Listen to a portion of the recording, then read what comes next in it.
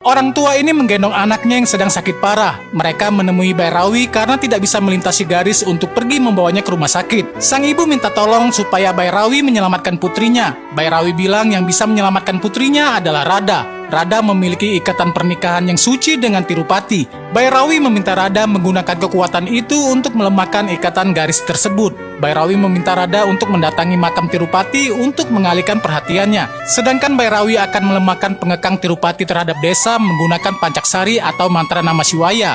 Singkat cerita, Rada pun sampai di makam Tirupati dan menangisi semua yang telah terjadi. Di sisi lain, Bairawi bersiap membacakan pancaksari dengan mikrofon. Rada menyesal karena telah membunuh Tiru. Jika Tiru tidak mati, maka desa tidak mungkin menjadi seperti ini.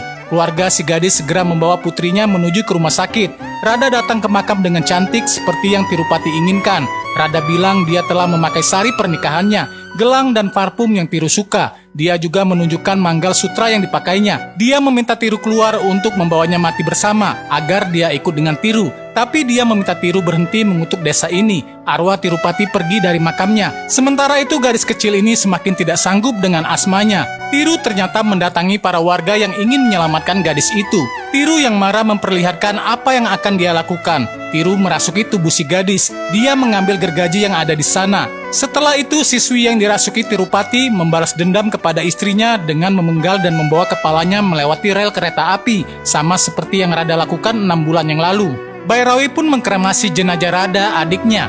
Hidup mati kegembiraan dan kesedihan adalah buah dari karma masing-masing. Setelah itu Rada mendatangi makam Tiru. Arwah Tiru bangkit dan menaiki sepedanya. Dia mengejek Bairawi yang tidak mampu mengalahkannya. Bairawi meminta agar Tiru berhenti membuat desa ini hancur. Dia bertanya apa yang harus dia lakukan agar Tiru berhenti dengan semua ini.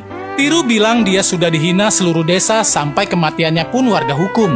Tiru bilang desa tak perlu melakukan apapun untuk memohon kepadanya. Dia hanya meminta Bairawi yang cantik untuk berlutut di kakinya dan meninggalkan baktinya kepada Dewa Siwa. Lalu Tiru akan melepaskan keperawanan Bairawi dengan kejantanannya. Dia akan bercinta dengan Bairawi sepuasnya sampai keringatnya menghilangkan dendamnya di desa ini.